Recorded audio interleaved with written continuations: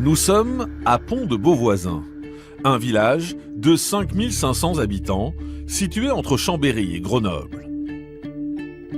Coupée en deux par les eaux du Guiers, la commune a la particularité d'être à cheval sur deux départements, l'Isère et la Savoie.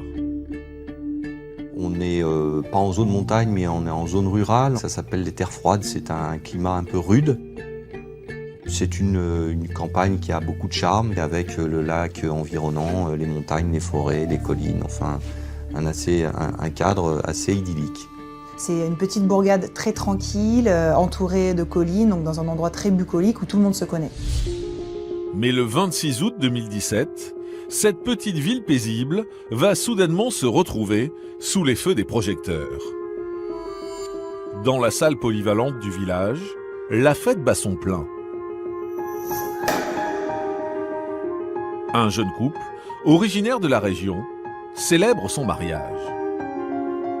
Il y a à peu près 180 invités, ça ressemble un peu à une fête de village, c'est très joyeux, très festif, c'est une ambiance d'un enfant. C'est un moment de réunion, c'est un moment de partage, c'est un mariage traditionnel. La soirée se déroule à merveille. Pendant que les adultes profitent de la piste de danse, les plus jeunes s'amusent sous les yeux de la nounou, embauchée pour l'occasion. Parmi ses enfants, la petite Maëlys, venue avec ses parents et sa grande sœur. Maëlys, elle a 8 ans, donc elle est toujours debout, elle est en super forme, elle danse, elle joue avec les autres enfants de son âge. Et puis la soirée continue, au fur et à mesure les gens s'en vont, c'est normal, la nuit tombe. À 1h30 du matin, la nounou quitte les lieux, à son tour. Le DJ à ce moment-là fait une annonce au micro en disant « La babysitter nous quitte, soyez vigilants, voilà, les enfants sont seuls ». La plupart des enfants dorment en fait sur des matelas dans une petite salle à l'arrière de la grande salle où les gens dansent. Maëlys est encore là, on la voit, elle parle même apparemment avec ses grands-parents. Voilà, la noce se poursuit fort tard. Mais aux alentours de 2h45, la soirée bascule. Jennifer, la maman de Maëlys, s'aperçoit que sa petite fille a disparu. C'est-à-dire qu'elle n'est pas dans la salle, elle n'est pas dans la salle des enfants où les autres dorment, elle n'est pas dehors. Les parents de la fillette, de plus en plus inquiets, se lancent alors à sa recherche, sans succès. Et puis à un moment donné, vraiment la situation devenant inquiétante, le DJ fait un appel au micro. Donc on coupe la musique et là on bascule dans un autre univers. La noce vire au cauchemar. Il n'y a plus de mariage, il n'y a plus de fête. Tout le monde se met à chercher la petite fille. Il y a une sorte de mobilisation immédiate. Donc ils cherchent dans la salle, ils cherchent dehors, ils cherchent dans les petits bois autour de la salle polyvalente. Mais après 45 minutes de recherche, toujours aucune trace de Maëlys. La panique gagne l'assemblée et les gendarmes sont appelés en renfort. Donc ils arrivent aux alentours de 4h du matin, ils commencent quelques recherches. On pense que Maëlys a échappé à la vigilance des parents, la vigilance des personnes qui la surveillaient et qu'il a pu se passer un accident. Alors, où est passée la petite fille de 8 ans? Pourquoi manque-t-elle à l'appel? A-t-elle été victime d'un accident? Ou la réalité est-elle beaucoup plus sordide?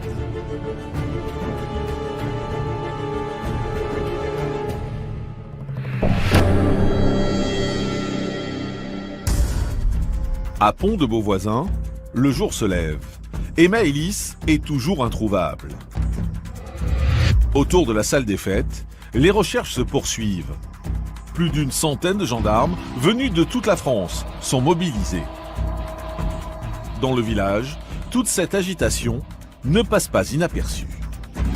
Je suis réveillée vers 8h à peu près, je pense, parce que j'entends les chiens dehors. Il y en a un ou deux qui aboient. Et après, donc, je vois tous ces gendarmes, toutes ces équipes différentes. Au bout d'un moment, je vois qu'il y a un hélicoptère qui commence à tourner et tout, puis là je me dis c'est quand même bizarre. Des moyens titanesques sont mis en place, car dans les cas de disparition d'enfants, les forces de l'ordre savent que les premières 24 heures sont déterminantes. Très vite, les gendarmes vont mobiliser des hélicoptères, des plongeurs, parce que voilà, dans une région où il y a énormément de cours d'eau. Ils vont même utiliser un hélicoptère avec cette fameuse caméra thermique qui permet éventuellement de retrouver des gens cachés dans des sous-bois. Les recherches dans les terres froides, vous êtes véritablement sur ce qu'il y a de plus compliqué. Vous avez des lacs, vous avez des forêts, vous avez des rochers, vous avez des trous, vous avez des falaises, vous avez tout ce que vous... Enfin, je veux dire, c'est utiliser l'expression rechercher une aiguille dans une botte de foin, c'est indécent vis-à-vis de la situation, mais c'est pire que ça. Malgré tous leurs efforts, les enquêteurs ne parviennent pas à mettre la main sur la fillette. Alors, pour comprendre si Maëlys aurait pu s'enfuir, ou si un de ses proches aurait pu lui vouloir du mal, les gendarmes cherchent à en savoir plus sur elle. Maëlys, c'est une petite fille qui a 8 ans, qui va rentrer en CM1. C'est une petite fille qui est extrêmement joyeuse, un petit peu timide, donc c'est-à-dire qu'elle ne s'approche pas des gens facilement. En même temps, elle adore les animaux, elle aime jouer, c'est une petite fille de son âge en fait. Établie depuis peu dans le Jura, sa famille semble couler des jours heureux. La famille de Maëlys, c'est une famille donc, de 4 personnes, de parents de jeunes petites filles. Le papa travaille en Suisse et la maman travaille comme infirmière à Pontarlier. C'est une famille simple, modeste, ils vivent dans le Jura. Ils sont très unis, très amoureux. Quand je vais là-bas à Mignot-Villars pour savoir un peu qui ils sont, les témoignages que je peux récolter sont toujours les mêmes. C'est une famille tranquille, aimante, avec 2 petites filles adorables. On a une famille soudée, unie, qui s'est inquiétée tout de suite de la disparition de l'enfant. Donc aucun moment, ni Joachim ni Jennifer ne seront soupçonnés de quoi que ce soit. Les parents, mis hors de cause, les enquêteurs auditionnent un à un les 180 invités du mariage pour en savoir plus sur le déroulé de la soirée. Ils vont se rendre à la mairie ou à la salle polyvalente et chaque témoignage est minutieusement récolté pour savoir exactement ce qui s'est passé. On va essayer de refaire le scénario de la soirée. Il va y avoir perquisition des vidéos. Il y a un certain nombre, pendant un mariage, un certain nombre de vidéos, de photos qui ont été prises. Tout cela va être analysé par les enquêteurs pour tenter de refaire le fil de cette soirée. Chaque minute compte et il est vrai que si elle a disparu à 2h45, c'est pas la même chose que si elle avait disparu à 3h30. Donc les gendarmes essayent de savoir méticuleusement à quel moment la petite fille a été vue pour la dernière fois. Suite aux auditions, les enquêteurs parviennent à établir que la petite fille a disparu à 2h45. Pendant ce temps, sur le terrain, les recherches se poursuivent à l'aide de chiens pisteurs. La gendarmerie mobilise des chiens de piste, ces fameux chiens Saint-Hubert. C'est des chiens qui sont capables de retrouver une piste parfois d'une personne disparue plus de 3 semaines après leur disparition. Mais malheureusement, là, la piste s'arrête sur le parking de la salle des fêtes. Donc très vite, les gendarmes comprennent que l'enfant est peut-être monté dans une voiture. Très rapidement, on part quand même sur la piste d'un enlèvement. En tout cas, c'est l'élément central qui commence à mettre la puce à l'oreille des enquêteurs et qui, du coup, se dirige vers cette piste de l'enlèvement. Alors, la petite Maëlys a-t-elle bien été enlevée? Un invité de la noce est-il lié à sa disparition? Et si c'est le cas, pourquoi avoir ainsi arraché la fillette à ses parents?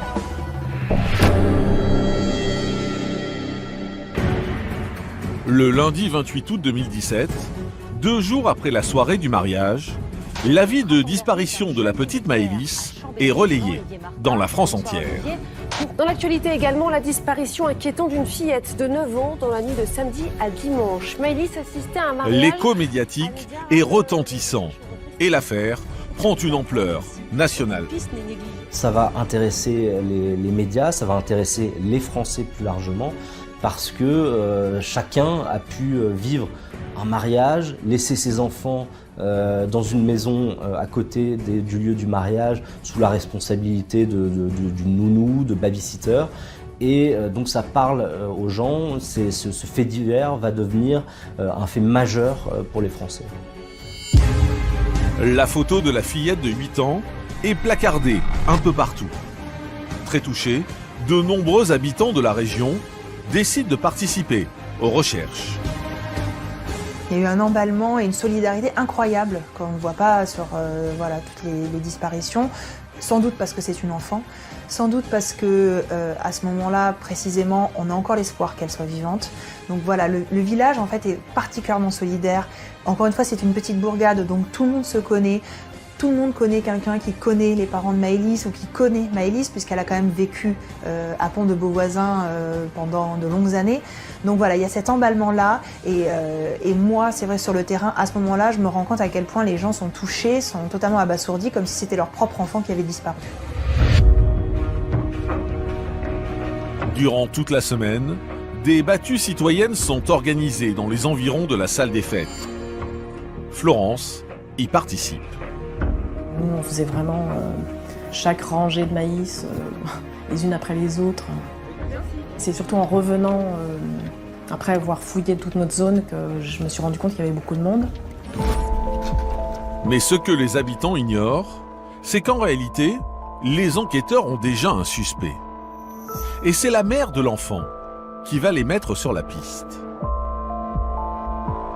Jennifer a tout de suite un mauvais pressentiment sur l'un des invités de la noce, plutôt quelqu'un qui s'est invité de force à la noce, quelqu'un qui a eu un comportement étrange, un peu exubérant, qui est habillé avec un short pour venir au mariage, qui a beaucoup bu, et quelqu'un qui déambulait un peu trop, qui n'était pas raccord en fait avec l'esprit de ce mariage. Cet homme, c'est un certain Nordal, 34 ans. Il aurait d'ailleurs été en contact avec Maëlys durant la soirée. Il lui a montré en fait des photos de ses chiens et la petite fille l'appelait tonton Nono alors qu'elle ne l'avait jamais vu jusqu'à présent. Pourtant, Nordal, une connaissance du marié, ne connaissait ni Maëlys, ni sa famille. Nordal est un jeune homme de 34 ans, très connu du village, il a grandi à Pont-de-Beauvoisin, donc il est vraiment connu de tous. Et le fait qu'il soit au mariage est un peu le fruit du hasard, dans le sens où c'est lui qui s'est invité au dernier moment au vin d'honneur. D'après des témoins, il aurait fourni des produits stupéfiants à plusieurs invités lors de la soirée. Et pour ce faire, il se serait déplacé à de nombreuses reprises à son domicile, situé à Domessin, à moins de 10 minutes en voiture de la salle des fêtes. On se rend compte qu'il a fait plusieurs allers-retours dans la soirée. Certains témoins disent l'avoir vu, puis ne plus l'avoir vu, puis l'avoir à nouveau revu à la soirée. Et il va devenir suspect parce que il fait des allers-retours à son domicile. Et un autre élément intrigue les enquêteurs. Ce qui interroge les uns et les autres, c'est qu'on ne voit pas Nordal au moment où on cherche l'enfant. Soit il n'est pas là, soit il ne cherche pas. Mais aux alentours de 3h30, alors que tous les invités cherchent Maëlys depuis un long moment, l'homme de 34 ans réapparaît. Puis un de ses amis, que nous appellerons Loïc, le voit ensuite s'éclipser peu avant l'arrivée des gendarmes. Il a le souvenir de voir Nordal qui se dirige vers les toilettes, qui invoque un malaise, qui indique se sentir pas très bien. Alors, qui est vraiment cet homme? Est-il impliqué dans la disparition de Maëlys? Et si c'est le cas, où se trouve désormais la petite fille?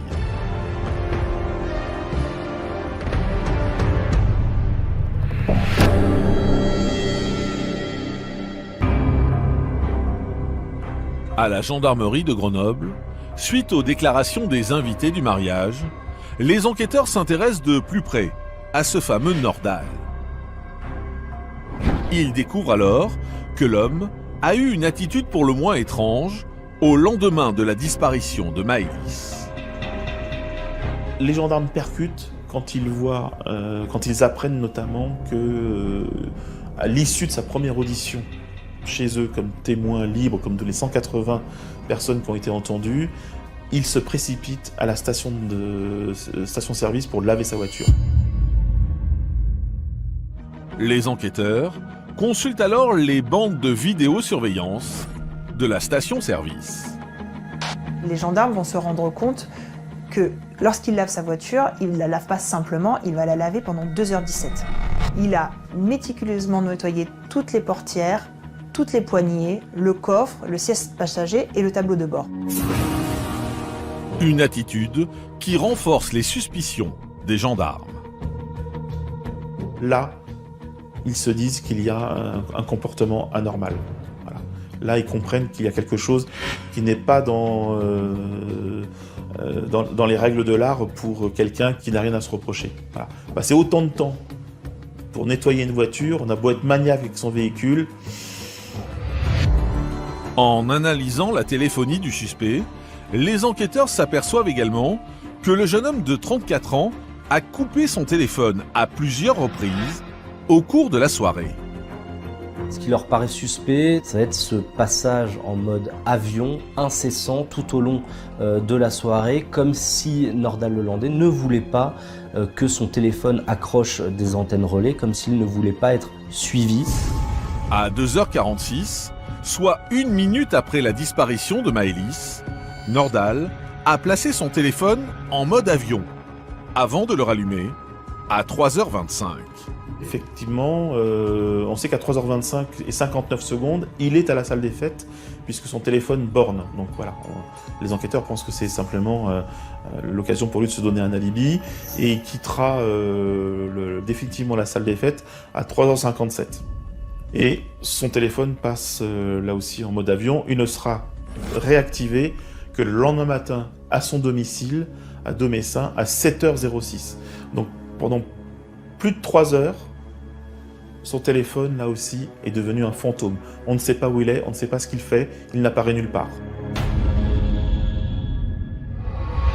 Pour en savoir plus, les enquêteurs exploitent l'intégralité des caméras de vidéosurveillance de la commune, notamment celle d'un commerce situé sur le trajet entre la salle des fêtes et le domicile de Nordal.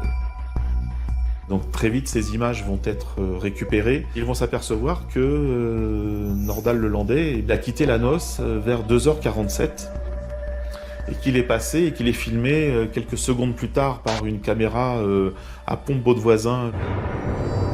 Pour les enquêteurs, il n'y a pas de doute. Il s'agit bien du véhicule de Nordal. C'est le même modèle, c'est le même millésime, c'est la même année, ainsi que la même couleur. Et il y a des signes qui sont particuliers à cette voiture, notamment autour des jantes, mais aussi des autocollants, un autocollant sur la lunette arrière passager gauche. Et cette indication prouve bien pour les enquêteurs qu'il s'agit de la voiture de Nordal Lelandais. Et les images de vidéosurveillance vont leur apporter un élément déterminant. Sur la place du passager avant, il y a effectivement une silhouette frêle de petite taille où les parents de Maëlys vont reconnaître la robe, ou en tout cas la bretelle, la largeur de la bretelle de la robe que portait la petite fille ce soir-là. C'est un élément extrêmement troublant, et on verra cette même voiture revenir vers 3h24 du matin, repasser au même endroit, filmé dans l'autre sens, mais cette fois sans la petite forme blanche sur le côté passager. Alors, est-ce bien Maëlys que l'on aperçoit sur les images de la vidéosurveillance? Nordal a-t-il enlevé la fillette? Et si c'est le cas, que s'est-il produit entre le moment où il a quitté la salle des fêtes en sa compagnie et le moment où il est revenu seul?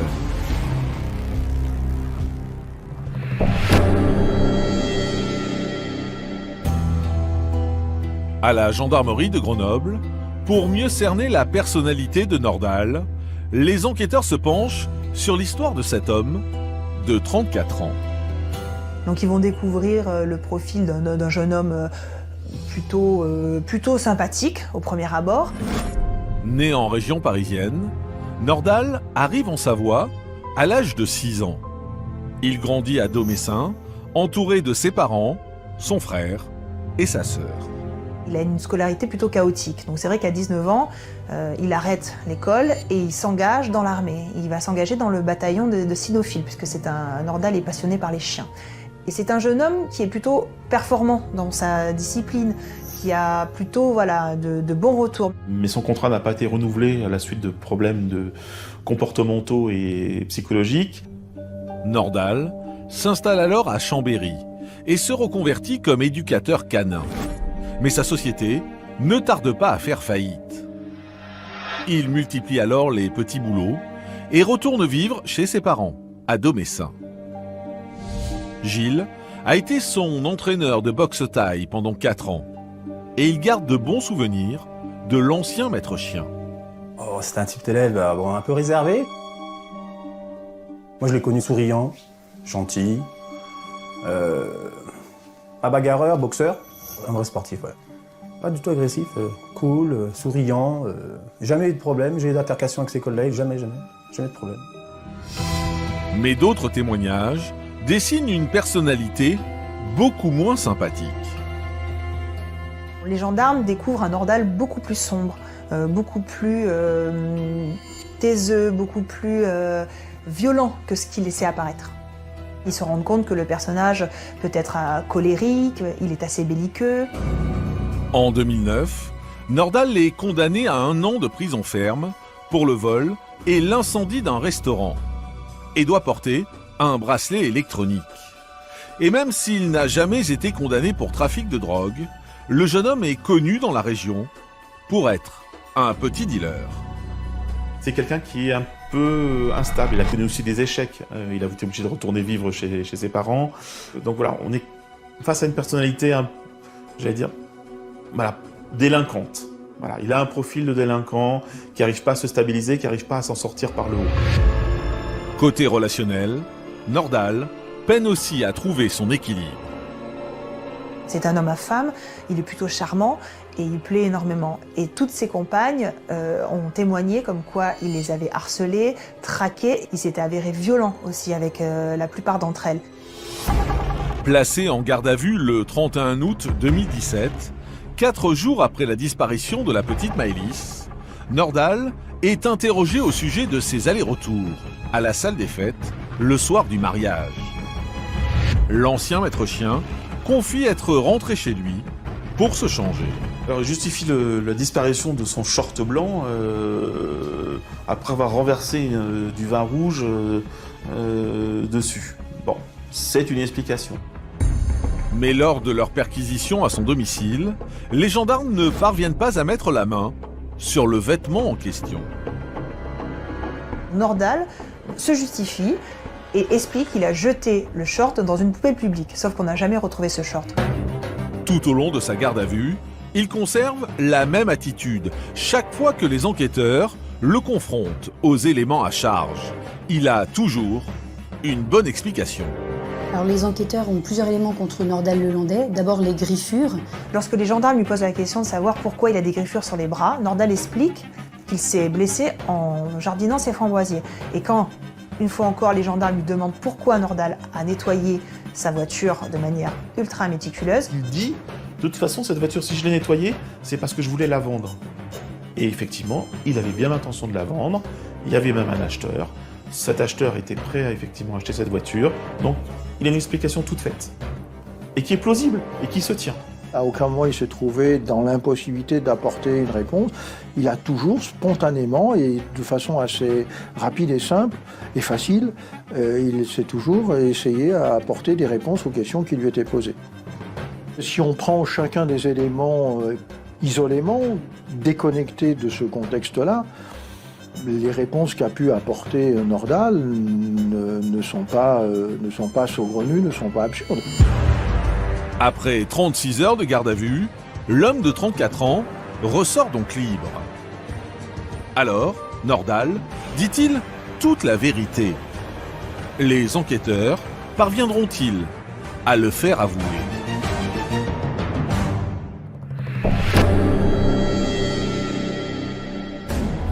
À Pont-de-Beauvoisin, une semaine après la disparition de Maëlys, les gendarmes ont désormais un suspect. Nordal, 34 ans. Il s'intéresse donc de près à sa voiture.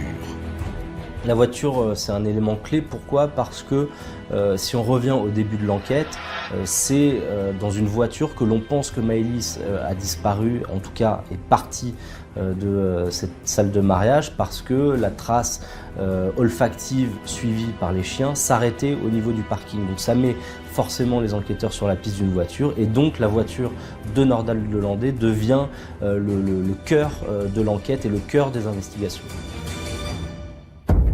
Le véhicule de l'ancien maître chien est saisi et passé au peigne fin.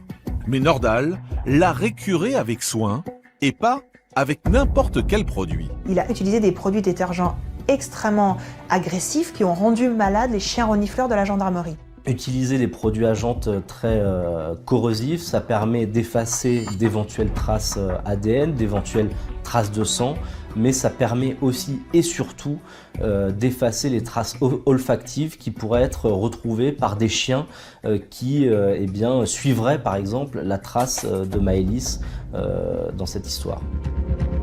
Malgré tout, les enquêteurs ne lâchent rien et cherchent le moindre élément de preuve permettant de remonter à Maëlys. Et c'est là qu'ils vont découvrir, mais presque par miracle, une trace ADN oubliée par Nordal au cours de son nettoyage sur le commutateur des phares de la voiture. Après vérification, il s'agit bien de l'ADN de la fillette de 8 ans. C'est ce qu'on appelle un ADN de transfert. En fait, c'est très simple, c'est que si Nordal a touché la petite fille et qu'ensuite il a touché les commandes, forcément l'ADN de Maëlys se retrouve sur les commandes.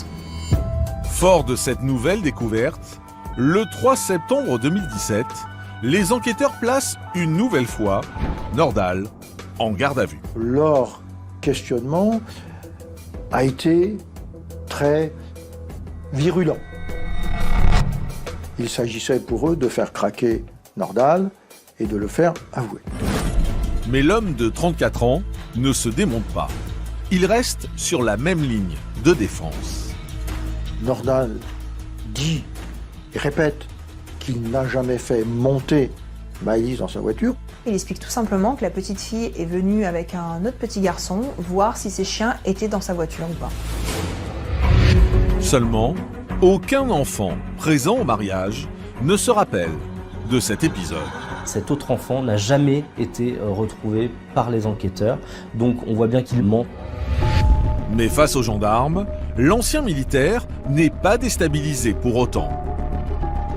C'est quelqu'un qui est psychologiquement dur, intraitable, et qui ne lâchera rien. Il est mentalement fort. Voilà. Face aux enquêteurs, il n'a jamais craqué. Manifestement, il est arrivé un moment où les enquêteurs se sont rendus compte qu'ils n'iraient pas plus loin et qu'ils n'arriveraient à rien de plus que ce qu'ils avaient pu avoir. Malgré ses dénégations, à la suite de son audition de première comparution, Nordal est mis en examen pour enlèvement et séquestration. Une décision qu'il vit comme une véritable injustice. Il ne s'effondre pas, mais il se révolte. En faisant part du fait que c'est injuste, il ne comprend pas, voilà. Nordal est aussitôt écroué. Dans l'entourage de l'homme de 34 ans, c'est l'incompréhension. C'est un choc parce que vous avez un élève, un boxeur qui est respectueux, qui vient à la salle, qui se tient droit, quoi. Du jour au lendemain, vous apprenez ça. C'est comme si vous apprenez votre voisin d'à côté, il était un tueur ou autre. Ça vous fait un choc, c'est tout à fait normal. La famille du suspect ne veut pas croire à sa culpabilité. Devant les caméras de télévision, sa mère le soutient, bec et ongles. Je connais mon fils. C'est impossible qu'il fasse une chose pareille. C'est impossible. C'est impossible. Qu'est-ce qu'il vous a dit, votre fils ? Que c'était une erreur. Et moi, je dis la même chose. On cherche un coupable et on trouve un jeune homme parce que quand il était jeune, il a fait des bêtises, des petites bêtises. Et là, maintenant, on trouve le coupable. Voilà. Mais de leur côté, les parents de Maëlys ne doutent pas un seul instant de l'implication de Nordal dans la disparition de leur fille. Le 28 septembre, après un mois sans nouvelles de Maëlys, il décide de rompre le silence et lance un appel au principal suspect. Nous lui demandons de dire tout ce qui s'est passé cette nuit-là et de coopérer avec la justice. Nous espérons qu'il entende notre appel à l'aide, car notre seul souhait, c'est de retrouver notre fille. Cette attente est insupportable. Elle nous manque terriblement. Nous pensons à elle chaque jour, chaque seconde. Et nous espérons que cet appel sera utile et aidera l'enquête. Alors, Nordahl répondra-t-il à l'appel bouleversant des parents de Maëlys? A-t-il bien enlevé l'enfant de 8 ans? Et si c'est le cas, où a-t-il caché la fillette?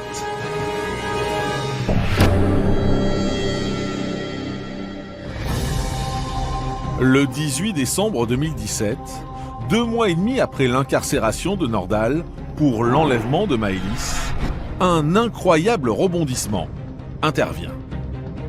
Le suspect dans l'affaire de la disparition de Maëlys, Nordahl Lelandais, a été placé en garde à vue aujourd'hui dans le cadre d'une autre enquête. Elle concerne la disparition au printemps dernier d'un jeune militaire à Chambéry. Le lien entre les deux affaires, il ne s'est pas fait pendant plusieurs mois. Et d'un coup, on apprend que Nordahl Lelandais est sorti de la prison de Saint-Quentin-Fallavier pour aller donc être interrogé à Chambéry sur ce dossier-là. Car en réalité, cela fait des mois que les gendarmes de Chambéry essaient de faire des rapprochements entre la disparition d'Arthur Noyer, un jeune caporal, et d'autres disparitions dans la région. Arthur Noyer, c'est la disparition la plus proche géographiquement mais aussi dans le temps de la disparition de Maëlys. Donc forcément les enquêteurs qui ont en charge l'enquête sur Arthur Noyer eh bien, vont tenter de faire des recoupements et des rapprochements avec ce que l'on sait dans l'affaire Maëlys. Arthur n'a plus donné signe de vie depuis la nuit du 11 au 12 avril 2017. Il passait alors la soirée avec des amis dans une boîte de nuit à Chambéry. Donc la soirée est plutôt festive, plutôt bien arrosée, mais le lendemain, voilà, il doit reprendre son poste à la caserne. Et on sait que des camarades lui proposent de rentrer. Non, il dit qu'il préfère marcher. Certains le voient faire du stop. Et à partir de ce moment-là, on ne le verra plus jamais. Ses parents n'auront plus aucune nouvelle. Pourtant, rien dans la personnalité du jeune homme ne laissait présager qu'il prenne le large, sans prévenir. Il est donc militaire, il n'a pas encore 24 ans. Il est donc originaire de Bourges et il est arrivé au bataillon des chasseurs alpins environ 2 ans avant. Ses parents le décrivent comme quelqu'un de jovial, de très sociable, de très vivant.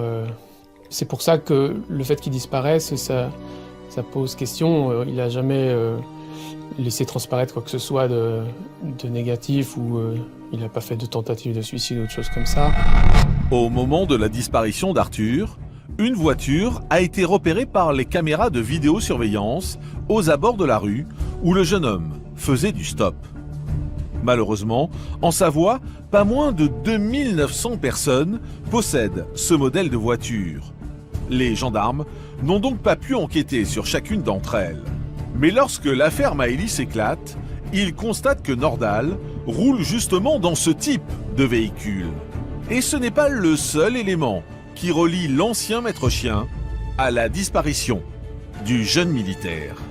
Le téléphone de Nordahl et celui d'Arthur font le même circuit. Voilà, ils quittent aux mêmes heures le centre-ville de Chambéry et ils se déplacent en direction donc, de Montmélian à une vitesse qui montre qu'ils pouvaient être que dans un véhicule. Les enquêteurs imaginent alors que Nordahl ait pu prendre Arthur en stop à la sortie de la boîte de nuit et que les choses aient dégénéré. D'autant plus que l'analyse de l'ordinateur du suspect va leur réserver une surprise. 2 semaines après la disparition du jeune militaire, Nordahl a fait d'étranges recherches sur Internet. Vous avez une personne qui a fait des recherches sur comment on fait disparaître un corps, sur etc. Mais ce n'est pas tout. Les analyses informatiques révèlent également que Nordahl fréquentait régulièrement des sites de rencontres homosexuelles. Et depuis peu, l'homme de 34 ans consultait également des sites pédopornographiques. Il s'y serait d'ailleurs rendu la nuit même de la disparition de la petite Maëlys. Une sexualité ambivalente qui pourrait permettre de comprendre les profils très différents des victimes présumées de l'ancien maître chien. D'autant plus que si, a priori, Arthur et Maëlys n'ont pas grand-chose en commun, il existe des similitudes entre ces deux disparitions. Ce qui rapproche les deux affaires, ce ne sont pas les victimes, puisqu'on est sur deux victimes totalement différentes, une enfant et un homme adulte. En revanche, ce qui corrobore ces deux affaires, c'est l'atmosphère de fête, l'ambiance de fête, la consommation de stupéfiants, la consommation d'alcool. Le mode opératoire présente également des ressemblances. On a la similitude d'une voiture, on a les mêmes téléphones et on a aussi ces téléphones qui disparaissent. C'est-à-dire que d'un seul coup, le mode avion du téléphone de Nordal Le Landais est activé. Voilà. Donc on a une sorte de répétition des faits. Alors c'est éminemment troublant pour les enquêteurs. Ils voient qu'il y a quelque chose d'absolument anormal dans le comportement de Nordal Le Landais ce soir-là, cette soirée du 12 avril 2017 à Chambéry. Le 18 décembre 2017, à la gendarmerie de Chambéry, Nordal est donc entendu sur les faits concernant Arthur. Il reconnaît qu'il était sur Chambéry ce soir-là, c'est à peu près tout ce qu'il dit, et il nie l'ensemble des faits qui lui sont reprochés à ce moment-là. Mais alors que l'audition de l'homme de 34 ans se poursuit, un nouvel élément est porté à la connaissance des enquêteurs. Les résultats des tests ADN effectués sur un crâne retrouvé à Montmélian 2 mois plus tôt viennent de tomber. Quand le crâne est découvert, le lien n'est pas du tout fait tout de suite, puisque le crâne doit d'abord être expertisé. Et puis finalement, on découvre qu'il s'agit du crâne d'Arthur. Les gendarmes ont alors la lourde tâche d'annoncer la terrible nouvelle à la famille du jeune militaire. Totalement dévastée par le chagrin, sa mère s'exprime alors devant les caméras. Arthur, mon grand, nous avons toujours gardé espoir de te revoir un jour. Mais là, aujourd'hui, nous savons que nous ne te reverrons plus jamais. Une dure et douloureuse réalité. Je ne trouve pas de mots, ni le courage pour exprimer notre immense chagrin. Nordal est mis en examen pour assassinat. Et les enquêteurs effectuent de nouvelles recherches à l'endroit où le crâne d'Arthur a été découvert. C'est alors que le 12 janvier 2018, soit 10 mois après la disparition du caporal, ils font une importante découverte. Dans ce secteur qui est assez escarpé, il y a des falaises, c'est un endroit très accidenté, donc c'est des recherches qui ne sont pas faciles à faire. Et les enquêteurs trouvent de nouveaux ossements. On apprend que c'est des ossements qui appartiennent bien à Arthur Noyer. Le 5 février 2018, Nordal finit par avouer avoir pris en stop le jeune caporal le soir de sa disparition, tout en affirmant l'avoir ensuite déposé un peu plus loin. Alors, qu'est-il arrivé à Arthur? Nordal est-il bien impliqué dans sa disparition? Et l'ancien maître chien ne serait-il pas mêlé à d'autres affaires?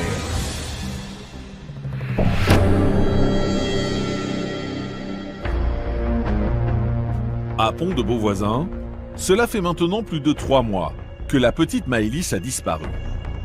Et depuis que Nordal Le Landais a également été mis en examen pour le meurtre d'Arthur, nombreux sont ceux à se demander si l'ancien maître chien ne serait pas mêlé à d'autres affaires dans la région.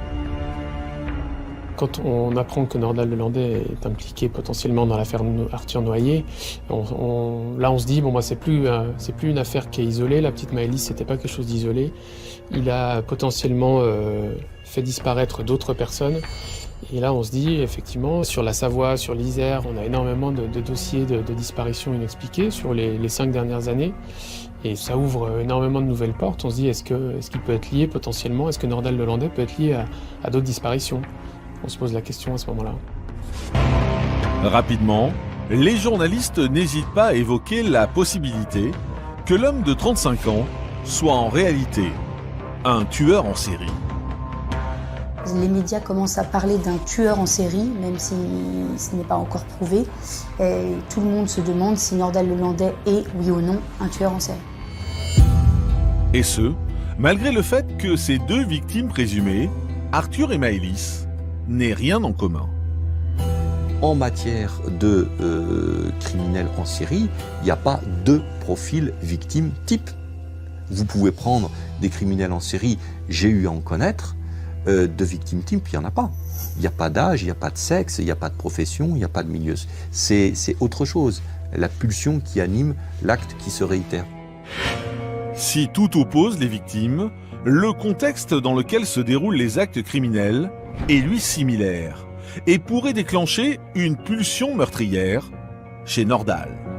Les psychiatres pourraient analyser ça comme étant l'instinct de mort, la pulsion de mort, le tout baigné dans un cocktail explosif qui est alcool, plus drogue, plus soirée.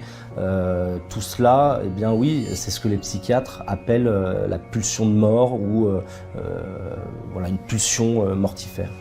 Si vous prenez le profil d'un criminel que j'ai eu à connaître, Francis Saulne, qu'on appelait le routard du crime, c'est quelqu'un qui était animé d'une pulsion. Cette pulsion, elle se révèle. Et puis, c'est le moment, l'heure où ça arrive.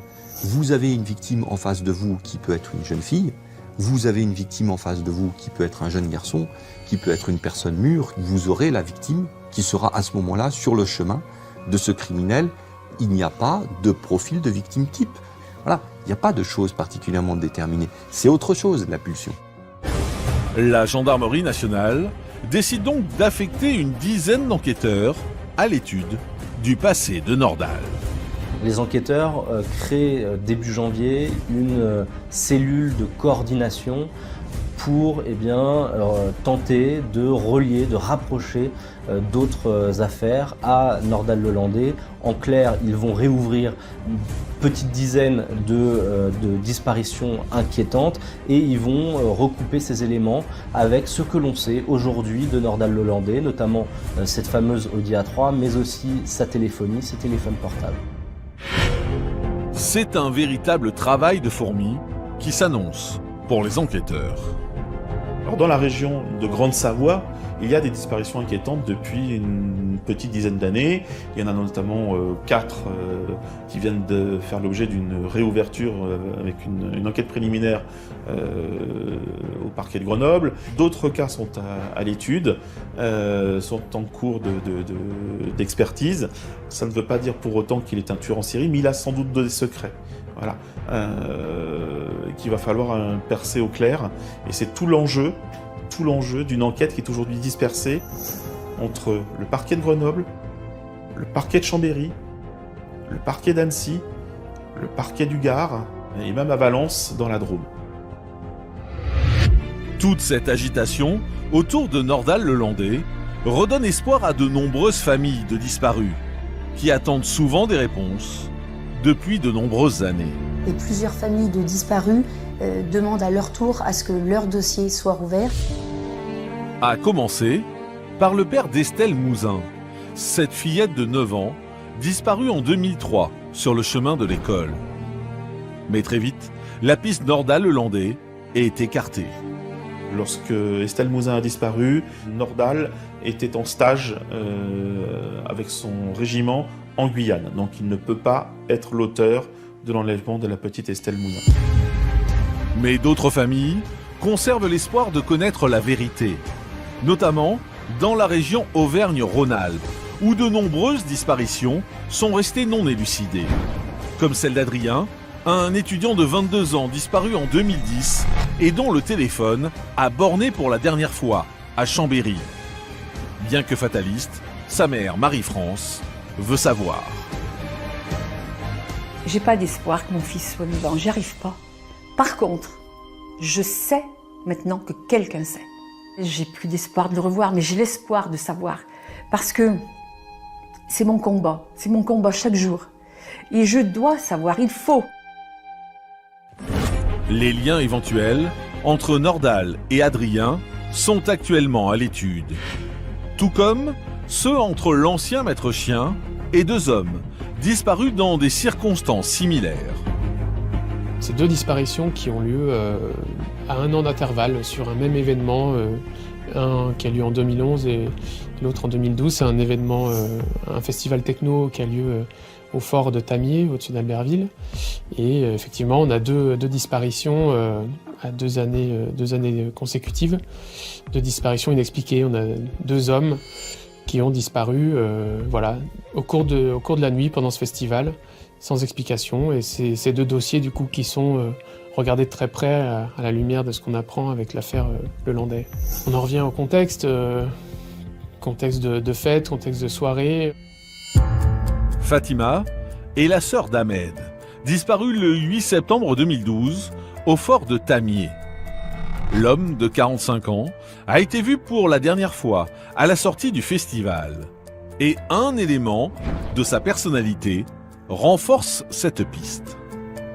Ça l'arrive, qu'il fait du stop, oui. Bien sûr, souvent. Il est naïf sur les côtés, il fréquente n'importe qui, il parle avec n'importe qui, il fait confiance, quoi. Un cas de figure qui rappelle celui d'Arthur Noyer. Et ce n'est pas le seul élément troublant. Ahmed a habité pendant plusieurs années à Pont-de-Beauvoisin, une proximité géographique avec Nordal qui renforce les suspicions des enquêteurs. En attendant que cette piste soit vérifiée, Fatima essaie de tenir le choc. Là, ça fait déjà 6 ans et on en souffre. C'est pas facile. Au moins, on fera le deuil si on sait qu'il est décédé, que je fais des cauchemars et je ne vois plus là. Au total, 10 enquêtes ont été réouvertes et sont en cours de vérification. Mais pour le moment, rien ne permet de relier Nordal à ces différentes disparitions. Alors, l'ancien maître chien est-il impliqué dans d'autres affaires? Finira-t-il par avouer avoir enlevé la petite Maëlys? Les gendarmes ne le savent pas encore, mais un incroyable rebondissement va venir relancer l'enquête sur la disparition de la fillette.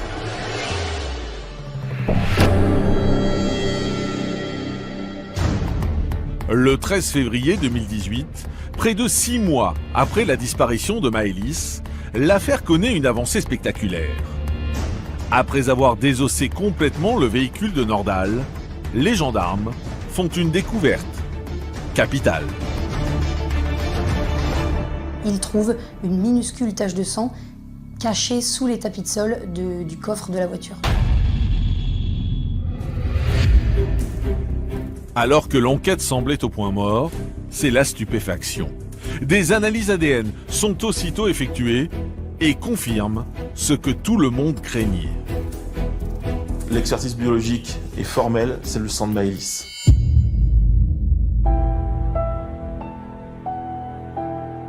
Donc là, c'est un véritable retournement de situation, c'est un coup de théâtre. Jusqu'à présent, on était dans la dénégation la plus formelle de Nordal dans cette affaire. Et là, l'avocat lui met les expertises sous le nez. Et là, Nordal s'écroule, s'effondre et dit à son avocat qu'il a des révélations à faire aux enquêteurs et aux magistrats. Dès le lendemain, l'homme de 35 ans est entendu par les juges. Après des mois de silence, il fait soudainement volte-face et passe aux aveux. Nordal Le Landais dit au juge qu'il a tué l'enfant involontairement, mais il ne précise pas les circonstances exactes du drame. L'ancien maître chien déclare qu'il souhaite que l'on retrouve le corps de Maëlys avant qu'il ne s'explique davantage. Et pour commencer, il souhaite emmener les enquêteurs sur les lieux où se serait déroulé le drame. Sur ces indications, un convoi composé de Nordal, son avocat, les juges et de nombreux gendarmes se dirige aussitôt sur place. Le lieu où Nordal-Lelandais emmène les enquêteurs et les juges, c'est un endroit près du domicile de ses parents. C'est un endroit qui est en contrebas de la maison de Nordal-Lelandais et de ses parents, près d'une voie ferrée, où il aurait sûrement entreposé le corps de la petite Maëlys quand elle était déjà malheureusement décédée. Le trentenaire les conduit ensuite à l'endroit où il se souvient avoir déposé le corps de Maëlys. Une zone située sur la commune d'Attignas-on-Saint, en plein massif de la Chartreuse, et particulièrement enneigée en ce mois de février. Les recherches se font dans des conditions climatiques difficiles. Il a neigé toute la nuit, il y a du brouillard, l'accès est difficile. Il a fallu faire déneiger la route pour y accéder.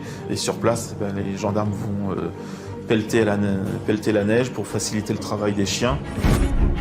Au bout de quelques heures, les efforts des forces de l'ordre portent enfin leurs fruits. Les enquêteurs, après un long travail de recherche, découvrent le crâne de Maëlys ainsi qu'un ossement long.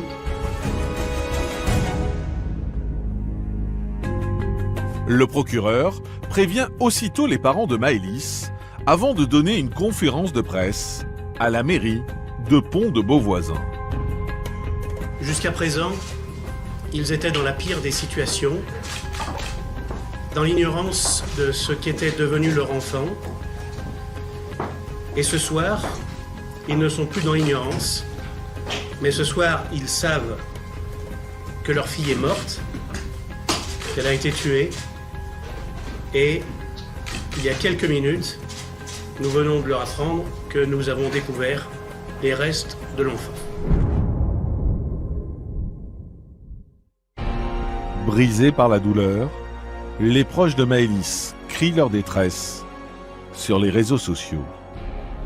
Elle avait une grande sœur qui s'appelle Milo, un peu plus âgée qu'elle, et puis qui a écrit un message très récemment pour dire son amour à sa sœur, à quel point elle l'aimait, à quel point elle lui manquait, et puis quelques mots de haine envers Nordal-Lelandais aussi, une jeune fille très affectée. Puis ce n'est pas la seule, puisque la mère de Maëlys a elle aussi écrit plusieurs messages sur Facebook. Et la mère de Maëlys a mis en ligne ce clip vidéo.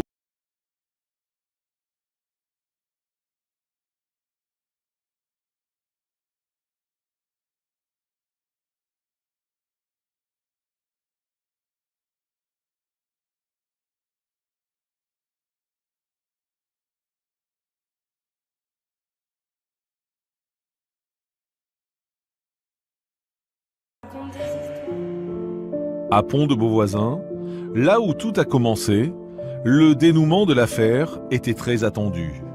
Alors après les aveux de Nordal et la découverte du corps de Maëlys, l'émotion est très vive dans le village. Mais le pire, c'est qu'on n'avait même pas d'espoir, mais que quand la nouvelle est tombée,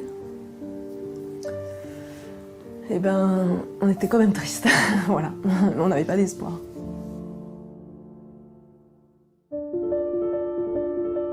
Les habitants vont tout de suite se recueillir devant la salle des fêtes, l'endroit précis où a disparu la fillette 6 mois plus tôt.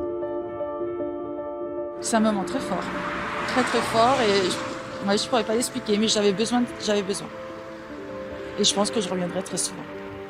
Et puis Maëlys fait partie de notre vie maintenant. Maëlys, voilà, c'est notre petit ange à tous. Sur les lieux de la découverte du corps, les enquêteurs poursuivent leurs recherches jusque tard dans la soirée. Mais ce n'est que le lendemain qu'ils finissent par retrouver la quasi-totalité du squelette de Maëlys. Ils saisissent également plusieurs indices retrouvés à proximité du corps de la fillette. Les gendarmes là vont découvrir aussi d'autres éléments qui vont pouvoir être utiles dans leur enquête. Ils vont découvrir des morceaux de vêtements et une sandale appartenant à l'enfant. Après des mois d'attente, les enquêteurs ont enfin à leur disposition les éléments nécessaires pour connaître le sort réservé à Maëlys. C'est un véritable retournement de l'enquête parce que reconstituer le squelette, ça va permettre de comprendre aux médecins légistes et surtout aux anthropologues les circonstances de la mort de la petite. Comprendre comment cet enfant a pu être tué. D'après les premiers résultats, la mâchoire de la fillette aurait été fracturée, mais l'ensemble des analyses va prendre plusieurs semaines. En attendant, Nordal Lelandais refuse toujours d'en dire plus sur les circonstances du drame. Quant aux parents de Maëlys, ils ont donné une nouvelle conférence de presse le 8 mars 2018, s'adressant directement à leur fille. Tout ce qu'il a fait est inexcusable et impardonnable. Maëlys, sois-en certaine, ton assassin est désormais en prison. Il ne s'en prendra plus à des innocents, il ne fera plus de victimes. Justice te sera rendue. Mon poussin, tout l'amour que l'on a pour toi est éternel. Et cela, il ne pourra jamais nous l'enlever. Mon ange, nous t'aimons de tout notre cœur.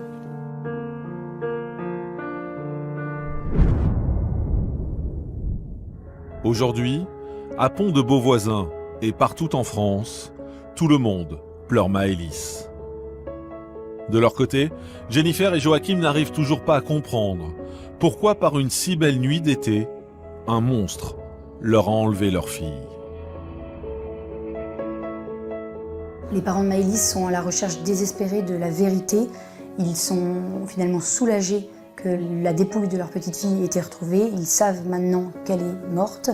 Maintenant, les parents de Maëlys voudraient savoir ce qui s'est passé.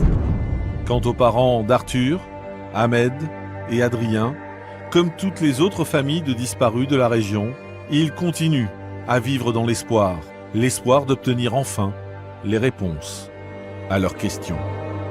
C'est comme toutes les familles. Nous, on veut que les enquêtes avancent, que les enquêtes continuent.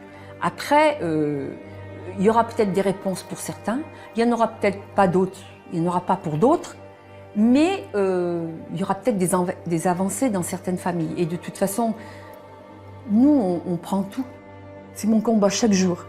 Et je dois savoir. Et il faut que quelqu'un parle. Et j'ai l'espoir de savoir.